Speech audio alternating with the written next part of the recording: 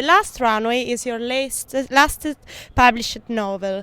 Who is the Tracy Chevalier of today, some 15 years after the success of the worldwide bestseller Girl with a Pearl Earring? What new thing can you describe to your readers? Well, I think I've settled into being a full-time writer, and always with an idea in my head, even if I'm not writing. So I think I've become a writer happy to continue and to write more books. I have a lot more books in me, so I think it's become a profession rather than a hobby. Okay, and the novel is a story of two women that move from their birthplace to go to America. It's not only a story of rebirth and of new beginning, but also of a dolorous change that calls for the past to be abandoned. Do you find that this story, even if it's set in the 19th century, very relevant is in reference to the large-scale recent immigration from Arab countries to Europe? Yes, I think it's a very relevant story because so many of us have moved we don't stay in the country that we grew up in. And when I was writing the book, I thought a lot about myself because, as you can hear, I'm American.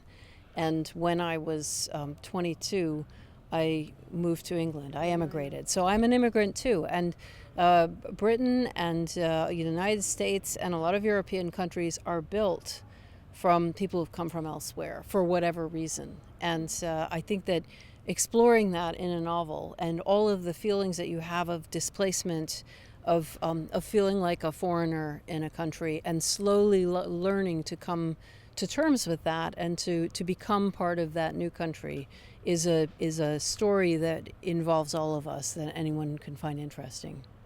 So you made the opposite journey of your characters. Yes. That helped you on writing this story. Yes, when I was writing it, I was thinking about when I first moved to England and the things that I found different. So the way the sun crossed the sky was different from America's at a different angle, and the smells were different. The water tasted different. The tea tasted different. The butter, everything. The bread was made in a different way. All of these things, the sounds of the cars were a different sound because they used diesel and not petrol, and it was just all of that stuff. I was reminded of it over and over again as I was writing The Last Runaway.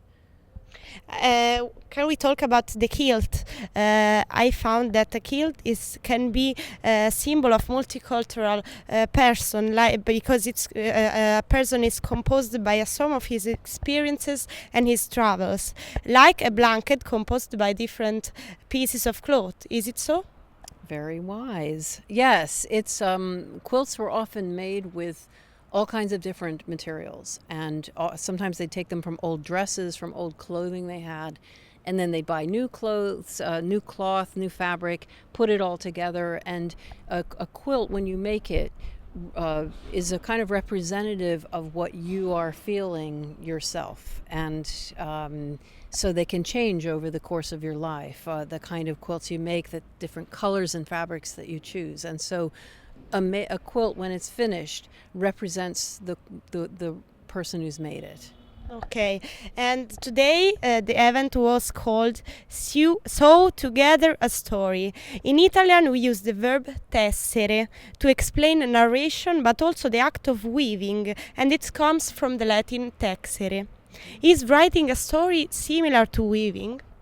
Yes, writing is very much like making a quilt, and I often think that when I'm working on a quilt. I edit a quilt just the way I edit my writing, so I'll sew something on and think, oh, that doesn't work, and I rip it out again. Just the way I write a sentence and say, oh, that word, take that word out, or move these things around.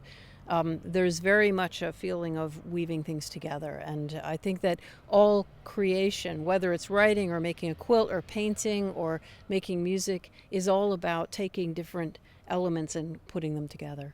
Okay, and to end, what do you think about this festival? Can you give us 3 adjectives that explain Mantova and the festival? Oh, sun, which is very important to me because I come from England where it is really raining all the time. So sun, intelligent life, and wonderful food.